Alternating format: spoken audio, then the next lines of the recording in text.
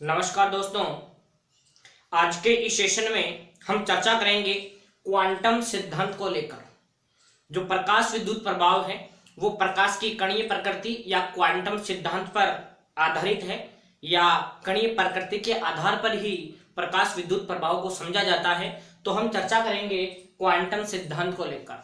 तो क्वांटम सिद्धांत क्या होता है? तो हम कहेंगे कि क्वांटम सिद्धांत में यह बताया गया, प्रकाश को एक कण के रूप में माना गया। क्वांटम सिद्धांत में प्रकाश को एक कण के रूप में माना गया, मतलब इस सिद्धांत के अनुसार प्रकाश ऊर्जा के छोटे छोटे पैकेटों या बंडलों के रूप में गमन करता है, जिन्हें हम क्वांटा या फोटोन कहते हैं। इस सिद्धांत के अनुसार प्रकाश ऊर्जा के छोटे छोटे पैकेटों या बंडलों के रूप में गमन करता है, जिन्हें क्वांटा या फोटोन कहा जाता है। और जो फोटोन है दोस्तों, इसकी ऊर्जा होती है E = h म्यू। फोटोन की अगर हम ऊर्जा की बात करें कि फोटोन की ऊर्जा कितनी होती है, तो फोटोन की ऊर्जा होती है E = h न्यू। दूसरा, पहला गुणधर्म फोटोन का, परिभाषा तो क्या हुई दोस्तों? परिभाषा अगर पूछी जाए तो आप क्या लिखेंगे कि प्रकाश ऊर्जा के छोटे छोटे पैकेटों या बंडलों के रूप में गमन करता है, जिन्हें हम क्वांटा या क्या कहते हैं, फोटोन कहते हैं। अगर बात इसके गुणधर्मों की जाए तो गुणधर्म में आप पहला गुणधर्म लिखेंगे कि फोटोन की ऊर्जा निश्चित होती है और ऊर्जा होती है E = h न्यू, जहां h है प्लांक नियतांक और न्यू क्या हमारे पास आवर्ती। दूसरा, फोटोन जो है वो विद्युत का उदासीन होता है। फोटोन विद्युत का उदासीन होता है, ठीक है। इसका मतलब फोटोन के ऊपर कोई आवेश नहीं होता है। विद्युत उदासीन होने का मतलब क्या हुआ? फोटोन के ऊपर आवेश का मान कितना होता है? 0। विद्युत उदासीन होता है। तीसरा मैं बात करूं, फोटोन का विराम द्रव्यमान 0 होता है। ये भी एक अच्छी बात है, ध्यान रखेंगे। फोटोन का विराम द्रव्यमान कितना होता है? तो आप याद रखेंगे 0। चौथा, अगर मैं बात करूं फोटोन का गतिक द्रव्यमान, तो फोटोन का गतिक द्रव्यमान होता है m = E/c²। फोटोन का गतिक द्रव्यमान होता है m = E/c²। आपने पढ़ा होगा आइंस्टीन समीकरण E = mc², तो वहां से m का फॉर्मूला यही बनेगा, m बनेगा E/c²। ये फॉर्मूला मैंने कहां से लिखा? तो आप याद रखेंगे, ये मैंने लिखा E = mc² से। E = mc² से फॉर्मूला बना, m में निकालूंगा तो c² इधर डिवाइड हो जाएगा, m = ये हमारे पास बनेगा E/c²। तो देखिए गुणधर्म पहला तो क्या हुआ कि ऊर्जा, फोटोन की ऊर्जा निश्चित होती है, अर्थात E = h म्यू। फोटोन विद्युत का उदासीन होता है। अब देखो दोस्तों, विद्युत उदासीन होने का मतलब ये हुआ कि फोटोन विद्युत क्षेत्र और चुंबकीय क्षेत्र से विक्षेपित नहीं होता है। भाई इसके ऊपर आवेश ही नहीं है, तो कोई सी कहीं से भी गुजरे, ये कोई सी प्लेट के पास से गुजरे तो कोई फर्क नहीं पड़ता है। फोटोन विद्युत क्षेत्र और चुंबकीय क्षेत्र से विक्षेपित नहीं होता है। फोटोन का विराम द्रव्यमान 0 होता है। फोटोन का गतिक द्रव्यमान E/c²। और एक अच्छा कॉन्सेप्ट दोस्तों, फोटोन के अगर हम संवेग की बात करें, फोटोन का संवेग देखिए, नॉर्मली संवेग का सूत्र होता है P = mv। नॉर्मली संवेग का फॉर्मूला होता है P = mv, समवेग द्रव्यमान गुणा वेग। संवेग का फॉर्मूला होता है द्रव्यमान गुणा वेग। यहां पर वेग को मैं v नहीं लिखूंगा, यहां पर लिखूंगा मैं c, क्योंकि फोटोन प्रकाश का कण है, तो यहां पर वेग v नहीं लिखकर मैं प्रकाश का वेग लिखूंगा c। तो फोटोन का आपको संवेग याद रखना है P = mc। P = आपको याद रखना है mc। अब देखिए एक काम और करते हैं, इसको c से ऊपर नीचे गुणा कर लेते हैं। तो c से गुणा करेंगे तो c² और बटा में भी c। अब देखो mc², इसकी जगह में लिख सकता हूं E। ये बन गया हमारे पास E/c। mc² की जगह क्या लिख सकता हूं मैं? E/c। और E की जगह में लिख सकता हूं h म्यू अपॉन क्या लिख सकता हूं? c। E की जगह लिख सकता हूं मैं h म्यू अपॉन क्या लिख सकता हूं मैं?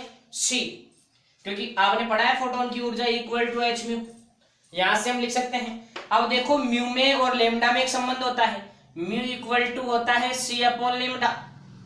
म्यू इक्वल टू होता है सी अपॉन लेमडा।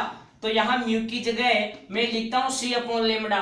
तो देखिए क्या बनेगा, एच और म्यू की जगह लिख देता हूँ सी अपॉन लेमडा, और नीचे सी ऑलरेडी था ही था, ये सी, तो सी से सी कट गया, पी इक्वल टू आया एच अपॉन लेमडा। इसको हम कहते हैं दोस्तों डी ब्रोगली परिकल्पना।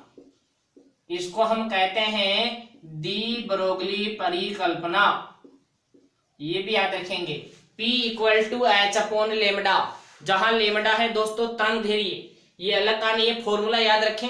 यहां हम कणीय सिद्धांत की बात कर रहे हैं। डी ब्रोगली जो है वो प्रकाश को तरंग मानता है, उसके हम अलग से चर्चा करेंगे। आप केवल यह फॉर्मूला याद रखेंगे, P equal to H upon lambda. यहाँ से फोटोन का संवेग P equal to M C, या फोटोन का संवेग P equal to E by C, ये रिलेशन भी कई जगह काम में आएगा, या फिर E की जगह एच म्यू बाय सी, और आप याद रखेंगे E equal to H mu. तो दोस्तों यहां तक, हाँ एक और मैं छोटी सी बात आपको बताना चाहूंगा। मैंने जो पहला जो वीडियो बनाया था प्रकाश विद्युत प्रभाव, उसमें मैं आपको एक कार्यफलन का टॉपिक पढ़ाया था, उसमें मैं फॉर्मूला लिखना थोड़ा भूल गया था, ध्यान नहीं गया उधर। तो वहां कार्यफलन का फॉर्मूला आप याद रखेंगे दोस्तों।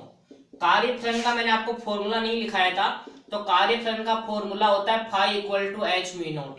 कार्यफलन किसे कहते हैं, सबसे कम ज्यादा किसका होता है, किस पर डिपेंड करता है, वो बातें हम कर चुके हैं। आप केवल फॉर्मूला याद रखेंगे, phi equal to H mu naught, ये कार्यफलन का फॉर्मूला होता है। तो आप यहां तक जितने क्वेश्चंस आपकी बुक में आ रहे हैं, 2, 5, 7, जितने भी क्वेश्चंस आपकी बुक में आ रहे हैं, आप इन फॉर्मूलों की सहायता से उनको करने का अभ्यास करें। अब हम बात करेंगे दोस्तों तरंग सिद्धांत की विफलता के कारणों को लेकर। इस टॉपिक का मतलब यह है कि तरंग सिद्धांत प्रकाश विद्युत प्रभाव को क्यों नहीं समझा पाया। प्रकाश विद्युत प्रभाव तरंग सिद्धांत प्रकाश विद्युत प्रभाव को क्यों नहीं समझा पाया, उसी को लेकर हम चर्चा करेंगे। क्वेश्चन पूछा जाएगा कि तरंग सिद्धांत प्रकाश विद्युत प्रभाव को समझाने में असमर्थ रहा, क्यों, कोई 2 कारण दीजिए। इस तरीके से इसका क्वेश्चन आपसे पुटअप होगा बोर्ड एग्जाम्स में। तो देखिए पहला पॉइंट, तरंग सिद्धांत ये कहता है कि जो तरंग की जो ऊर्जा है वो तीव्रता के समानुपाती होती है। दोस्तों बड़े ध्यान से सुने, इसमें आपको कंफ्यूजन रहेगा, ध्यान से सुने और स्वस्थ रहे। पहला पॉइंट, तरंग सिद्धांत के अनुसार, मैं बात कर रहा हूं दोस्तों किसके अनुसार, तरंग सिद्धांत के अनुसार। तरंग सिद्धांत के अनुसार तरंग की जो ऊर्जा है वो उसकी तीव्रता के समानुपाती होती है। तरंग सिद्धांत के अनुसार तो तरंग की ऊर्जा उसकी तीव्रता के समानुपाती होती है। इसका मतलब यह हुआ कि किसी भी आवर्ती का प्रकाश यदि धातु की सतह पर डाला जाएगा तो वहां से इलेक्ट्रॉन निकलने चाहिए तरंग सिद्धांत के अनुसार। तो जबकि हमने क्या पढ़ा है कि आवर्ती दहली आवर्ती से ज्यादा होगी तो ही प्रकाश विद्युत प्रभाव होगा, अदरवाइज प्रकाश विद्युत प्रभाव नहीं होगा।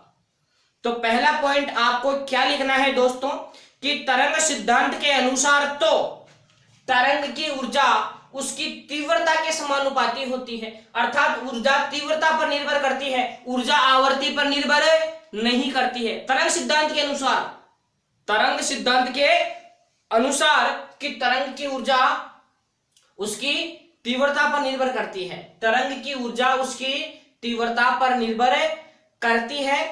तो इसके अनुसार किसी भी आवर्ती का प्रकाश यदि धातु की सतह पर डाला जाए तो धातु की सतह से इलेक्ट्रॉन उत्सर्जित होने चाहिए। ये तो बात बताए तरंग सिद्धांत में, लेकिन प्रायोगिक परिणाम यह है कि दहली आवर्ती से अधिक आवर्ती पर ही प्रकाश विद्युत प्रभाव संभव हो पाता है।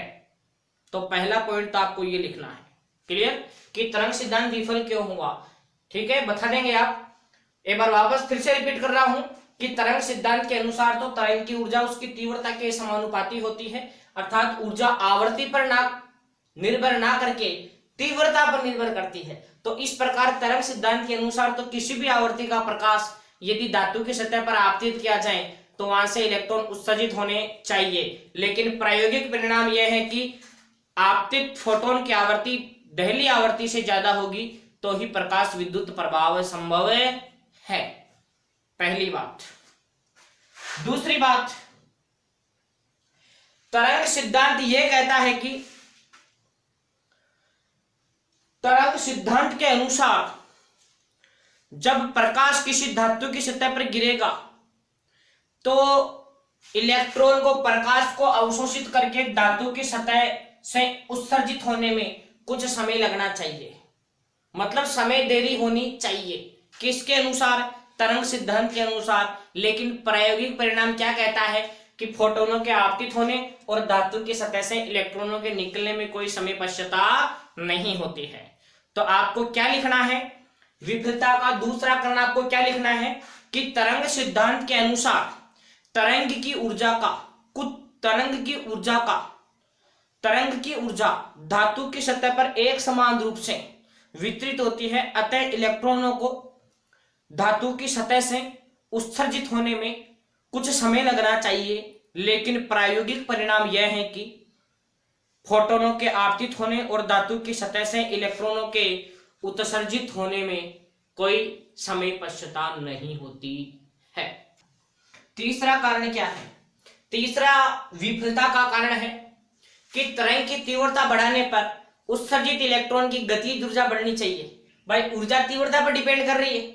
ऊर्जा किस पे डिपेंड कर रही है? तीव्रता पे। तो इसका मतलब तो तीव्रता अगर मैं बढ़ाऊं तो क्या बढ़नी चाहिए? उसकी ऊर्जा बढ़नी चाहिए। जबकि हमने क्या सीखा वास्तव में कि जो ऊर्जा है वो तो आपतित फोटोन की किस पे डिपेंड करती है? आवर्ती पर डिपेंड करती है। तो तीसरा पॉइंट आपको लिख देना है कि तरंग सिद्धांत के अनुसार